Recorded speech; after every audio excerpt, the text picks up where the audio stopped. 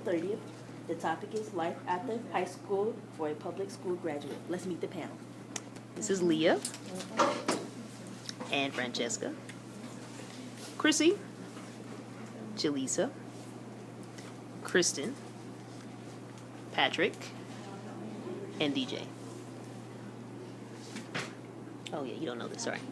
Let's get started by you all went and now Jaleesa, it might kind of be on you guys, but it's okay. We're not really, you don't have to do anything. That's just where I naturally hold the camera. Why don't we get started by anyone, feel free to share out any of the data that you found. What does life look like for people who graduate from public high schools or maybe graduate from public or private colleges? Tell me what numbers you saw and be prepared to tell me what the date and the title of your source is. Okay? Anyone, feel free. My source is usnews.com. Okay. So U.S. News is the name of a major newspaper. Great. And it was August the 22nd, 2012. And it says more than 60% of 2012 graduates are not adequately prepared for college.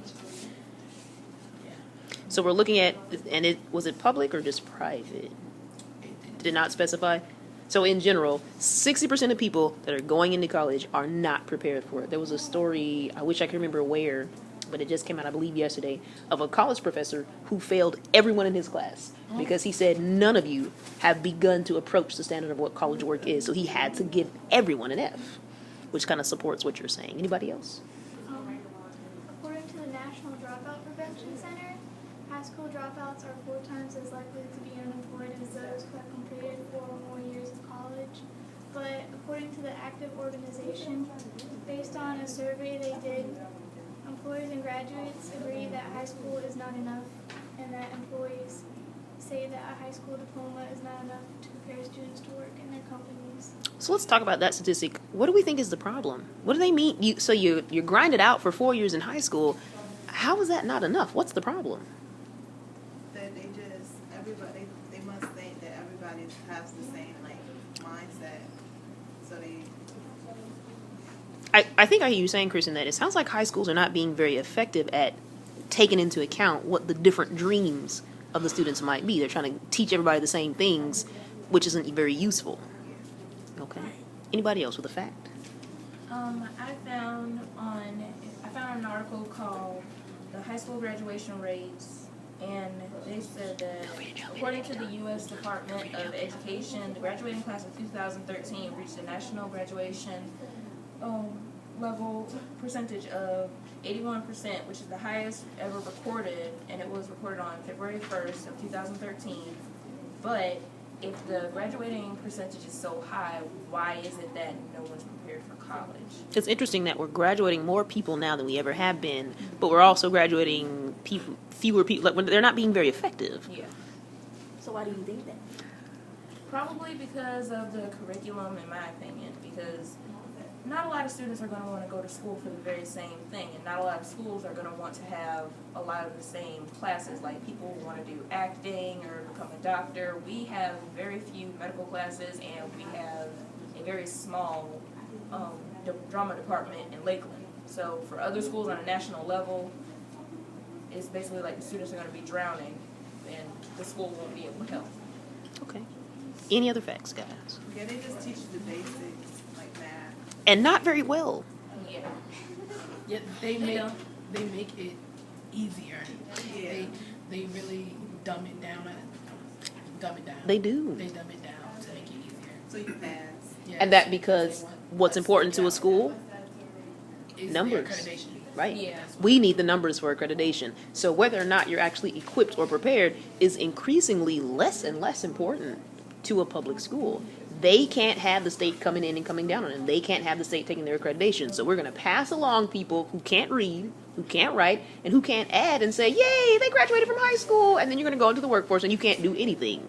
But at the same time, that's going to kind of lower the rating for the school, because just because you pass them, what's the point of passing them if they're not ready? I'm not saying that everybody's going to be okay with a better school curriculum if it challenges you more. It's going to challenge you for a reason. Well, nobody's going to give you any slack in the workload. Well, think about the Miss Reynolds class experience. At any given time, my failure rate is about 60%. Yeah. Ask me who appreciated that. when you all walked into the classroom and you realized this just got a lot harder, who sat down and said, yes, finally something I've always wanted, an F. I can tell you. Nobody. So do you see, even though what's happening in this class is probably much more along the lines of what you need in terms of not just college, but in terms of critical thinking and independent skills for going into the job, you realize how much of a y'all have no idea how many conferences I've been in this year, how many times I had to meet with downtown, because nobody wants to see numbers like that. Because the truth is, if I grade you at a high school scale, a real high school scale, that's what I'm looking at. I have 107 students, 40 of them will be ready to graduate. The other 67 will be ready for 10th grade, which is a miracle because I pulled them up from 7th. So even if we're saying we got to do something about this, someone has to be willing to take that number hit, because that teacher is not going to look impressive. They're going to say, why are so many of your children failing? And I'm going to look back at them and go, why did you send me kids that weren't ready for the 12th grade? But nobody wants to have that conversation. Because other teachers don't care. They do care, but your job is dependent on this. You can't be in a school building generating a 60% failure rate. You're not going to be in that building long, because the principal or the administrator or downtown is going to say, you got to get these numbers up. And if I look at them and go, I can't make them up, guys, they're going to, they may try to kindly get rid of you because you're a liability in that building. You can't make them look bad. Increasingly in public education, it doesn't matter what you actually know. It matters what you look like on paper. Did you have any facts, Patrick? I just had a fact from Virginia.gov. They said that men have jumped out more times than women. Yeah, they do. And it said that whites are leading the dropout race with 1,900 and blacks are leading in second place with 1,600. Now, have you seen, you know that Virginia, our graduation rate is actually slightly higher than the national average. Did you guys get a chance to see that? That's okay if you didn't. There's a lot of data. It's all right if you didn't find it. But Northern Virginia, they it's just down here. Yeah, Northern Virginia might be helping us out, because although the quality of their education in Northern Virginia also is higher. Teachers who move from up there down here kind of talk about how you're able to do more things creatively. The teachers are given a little bit more power. So it's kind of a catch-22. If you're a bad system, people are going to be breathing down your neck because they want certain numbers. But you need the freedom in order to turn the system around and make it better. But they're not going to give that to you because they're afraid for their job now. Everybody's worried about the job. Okay, I'm going to stop this for a second.